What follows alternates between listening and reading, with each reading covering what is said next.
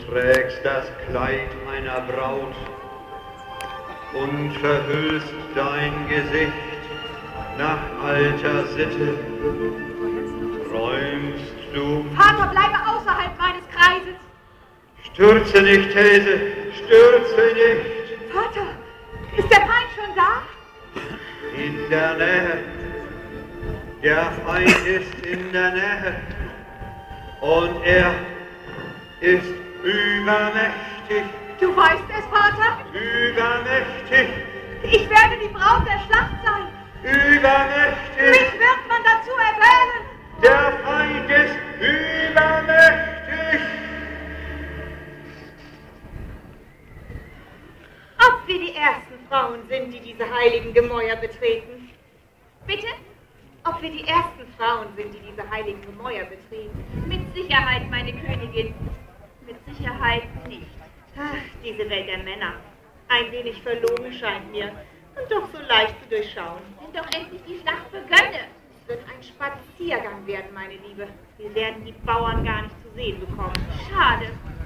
Mir ist nach ein bisschen Wein, ein bisschen Unterhaltung.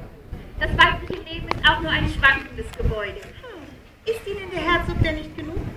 Aber ich will Sie nicht länger aufhalten, Herzliebe. Ich fliege und wenn die Sonne ihr Haupt erhöht und es dunkel wird, mitten am Tag und die Vögel aufhören zu singen und die Menschen für einen Augenblick still sind, dann kann ich wieder landen.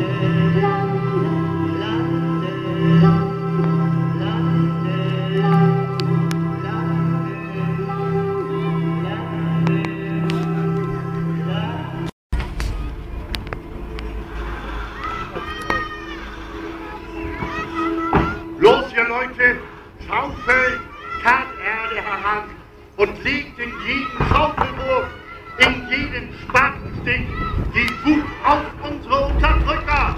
Schneller, Leute! Das muss schneller gehen! Die Dänen warten nicht, die Zeit drängt! Hast du auch einen Spaten für mich? Stine, nimm meinen. Du hast die andere Kraft. Wird sich jemals erfüllen, worin ich meine ganze Kraft setze? Ach, gib her! Sie frassen den Meldorf, die Herren. Schlagen sich die Bäuche voll und lassen den Wein laufen. Glauben bis Heide ist es nur ein Spaziergang. Nicht einmal Kundschafter schicken sie aus. Nein? Nein. Oder hast du einen gesehen, Peter Dittle? Ich sah keinen. Aber ich bin auch keiner für dich sehen. Ich würde mir wünschen, ich müsste hier nicht tanzen bei Nacht und Nebel. Es geht nicht anders. Du kannst mit ihnen nicht verhandeln. Oder willst du ein Verräter sein wie Carsten Holm? Du sprichst doch nicht so. Er will nichts falsch machen, das ist alles. Er will nichts unversucht lassen. Will sich später nicht grämen über die Toten in unserer Erde. Sieh dir meine Hände an. Bauernhände. Und ich packe unsere Erde an unseren Ackerboden und den schichte ich auf zu einer Schanze. Uns zur Wehr. Und dann lass sie mal kommen. Ja, sie haben nur einen Weg, einen schmalen. Rechts und links Moor, Marsch und Burg. Sie kennen sich hier nicht aus und die Tide steht gut. Und mit dem Morgenhochwasser öffnen wir die Schleusen und das Wasser steigt und steigt. Die Natur ist auf unserer Seite. Der Wind, spürst du den Wind? Er nimmt zu. Er wird ein Sturm werden und unsere Nordsee wird steigen. Ja! Ja! Aber jetzt weiter, Leute! Los, Packt an! Leute! Greift zu, haut rein! Werft auf, Leute, werft auf! Wir haben keine Zeit zu verlieren! Bauern sind wir! Wir sehen das Korn und ernten es! Wir treiben unser Vieh auf die Weide und messen es! Wir machen Butter und Käse und vertrauen auf Gott! Anna, min Frau und Anna, min Tochter, min ollen Vater, min Mutter, seht ihr mich hier auf der Schanze?